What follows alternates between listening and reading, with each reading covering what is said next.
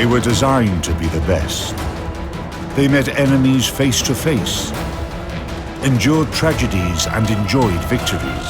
They went down in history due to the bravery of their crews. They are the ships that deserve to be called Naval Legends.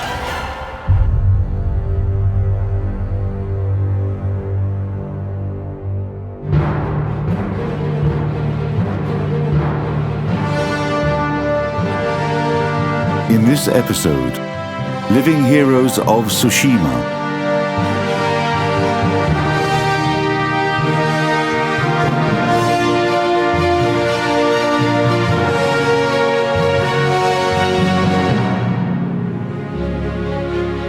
In a Japanese town, Yokosuka, 62 miles away from Tokyo, Battleship Mikasa is permanently anchored, and 4,000 marine miles away from her, Cruiser Aurora is anchored in one of the quays of the Neva River in St. Petersburg.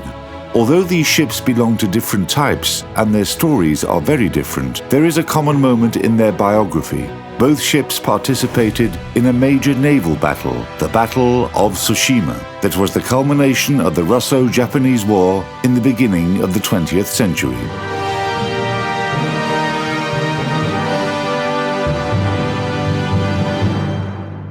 In 1895, Japan defeated China and occupied the Liaodong Peninsula, where a warm water seaport, Port Arthur, was located. The port was very important for the Russian Empire. Together with European states, Russia used military and political pressure to make Japan renounce that peninsula, and later signed a contract of lease of that territory with China for 25 years.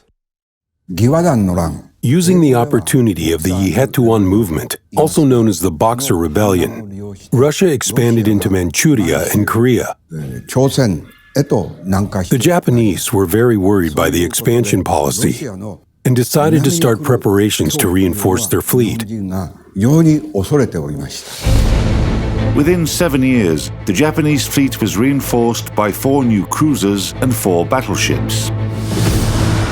Battleship Mikasa, built in British dockyards, became the most powerful new ship of the Land of the Rising Sun.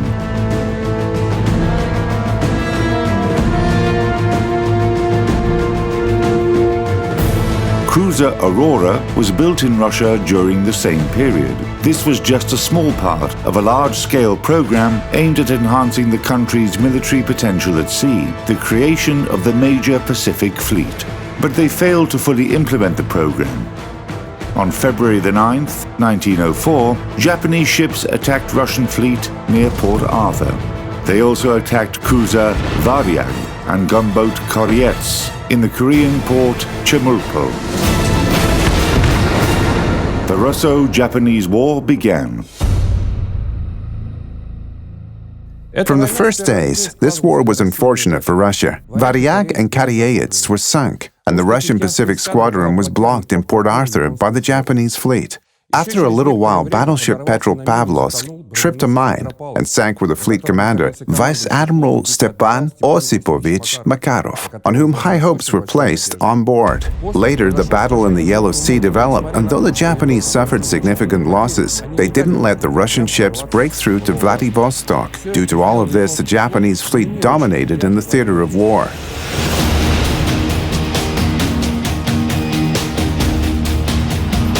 In April 1904, Russia started the formation of the 2nd Pacific Squadron. For the first time in the history of the world fleets, a menacing unit of over 30 warships of different classes and age set off on a prolonged trip.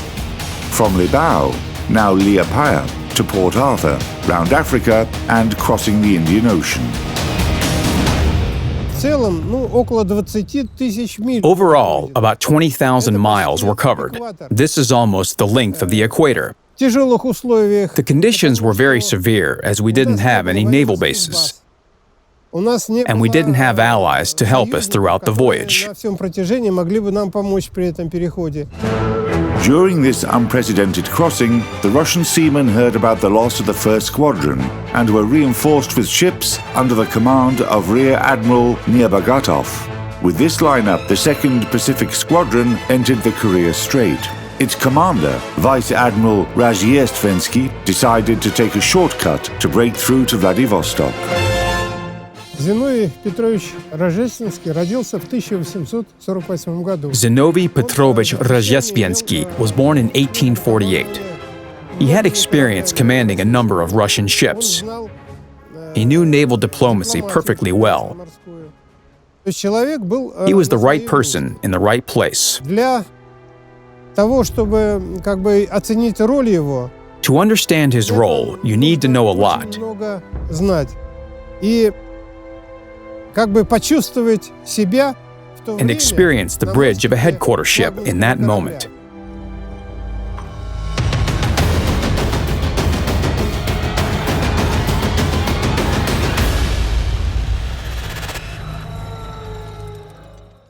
The morning of May 14th, 1905 was gloomy. The Russian fleet didn't even try to hide. Rozhestvensky simply declared war. He even gave up on reconnaissance because he was sure the Japanese warships would meet them in the Korea Strait. Soon, ships from the combined fleet of the Imperial Japanese Navy appeared from the damp haze. They pursued a parallel course and were commanded by Vice Admiral Togo Hayashiro, who appointed Battleship Mikasa to be the headquarter ship.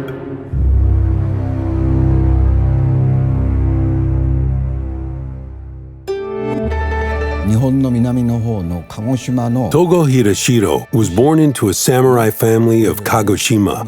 When he was 18 years old, he participated in the Anglo-Satsuma War as one of the samurai.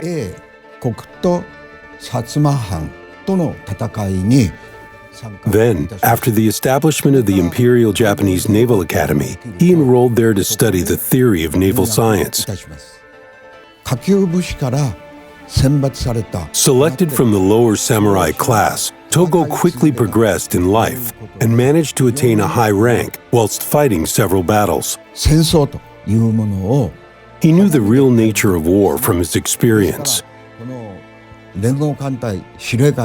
When Admiral Togo was assigned to the commander of the combined fleet of the Imperial Japanese Navy, Emperor Meiji asked the naval minister, "Is Togo good enough for this position?" The minister answered, "Yes, because he has a great deal of personality and is known as a very lucky guy." The emperor was satisfied with that comment.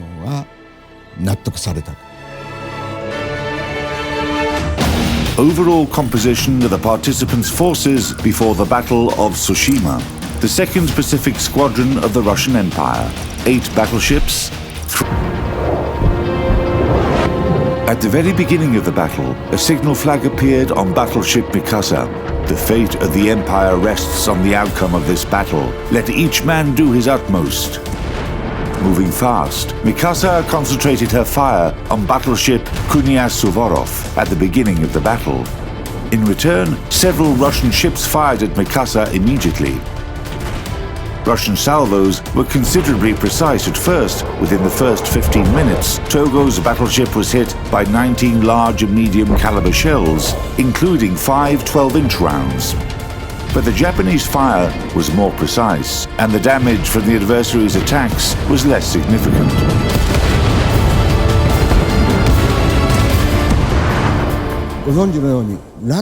During the battle, luck was on Togo's side. Most shells of the enemy fleet hit Mikasa amongst the Japanese ships during what became known as the Battle of Tsushima. Admiral Togo, standing on the bridge near the compass of the headquarters ship, survived. Meanwhile, Rozhestvensky was observing the battle from the conning tower of his ship. A shell flew into his compartment and exploded, badly wounding the Vice Admiral's head.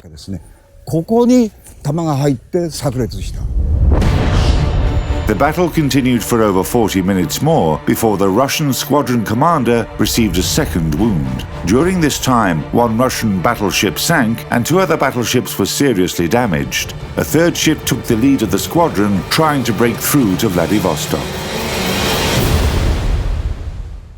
Admiral Togo maneuvered to change the engaged side. His Division 1 turned en masse, taking a course away from their adversary, and thereupon turned around to open fire on the Russian ships from the left side. As a result of this maneuver, the firepower of the Japanese ships became as powerful as it was at the beginning of the battle. At the same time, battleship Borodino, heading the Russian ship's column, passed the Japanese squadron on an opposite course and approached the Russian cruisers that protected transport.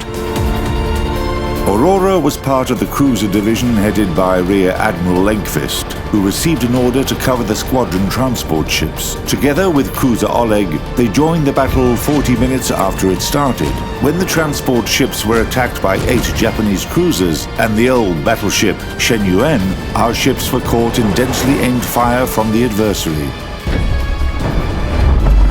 Hits followed one after another. The explosion from an 8-inch high-explosive shell shook the whole cruiser. 2 guns were taken out of operation, one in the battery room and the other on the upper deck. But despite all the damage, Aurora skillfully maneuvered at almost maximum speed, battled with, and managed to break through the enemy's line. Моральный дух у них был высокий. They had high morale. К сражению. They were prepared for battle, for victory, and naturally willing to sacrifice themselves. Japanese shells exploded nearby, and Aurora was pierced by shell fragments. During the battle, 9 people were killed. One of them was an officer, a ship commander, and dozens of people were left injured. After 3 hours of battle, the line of the Russian squadron was heavily broken. Badly wounded, Vice Admiral Rozhestvensky placed the squadron under the command of Rear Admiral Nikolai Ivanovich Nebogatov. Japanese Battle Division 1, headed by Mikasa, was moving eastward along a parallel course and was reaching the head of the Russian column again. The final battle of the day was extremely dramatic. 2 Russian battleships were sunk one after another within 20 minutes.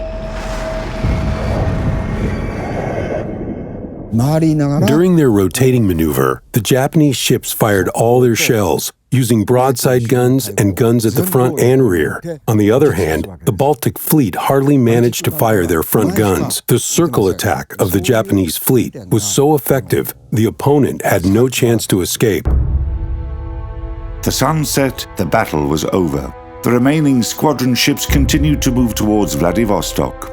Aurora, as part of Cruiser Division, sailed to the left of the squadron's main body along a parallel course in total darkness, with its light turned off. But Admiral Togo wasn't going to let the remaining Russian ships go. If the Baltic Fleet had reached the area around the Tsugaru Strait, almost half of the fleet might have been able to escape into Vladivostok. In this situation, the rest of the fleet would have conducted raiding, causing the annihilation of the Japanese army in Manchuria. That's why the Baltic Fleet had to be completely destroyed. For this reason, night attacks from the torpedo boats started after the daytime battles. Using these tactics and the power of the Mikasa, Japan managed to defeat Russia. On the following day, with the remaining ships shot down, all hulls breached, and surrounded by the enemy's fleet, Rear Admiral Nebogatov surrendered to Vice Admiral Togo. Only 4 cruisers and 3 torpedo boats managed to escape the Tsushima trap. Aurora was one of them. Countering torpedo boat attacks, escaping 17 enemy torpedoes, the cruiser avoided being captured and sunk.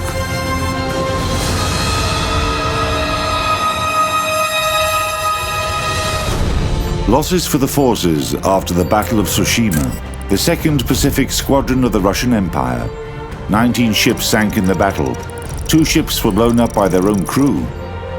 5 ships and 2 hospital ships were captured by the adversary. Captured: 3 cruisers, 1 destroyer, 2 auxiliary vessels, broke through to Vladivostok, 1 cruiser 2nd class, Aviso, 2 destroyers.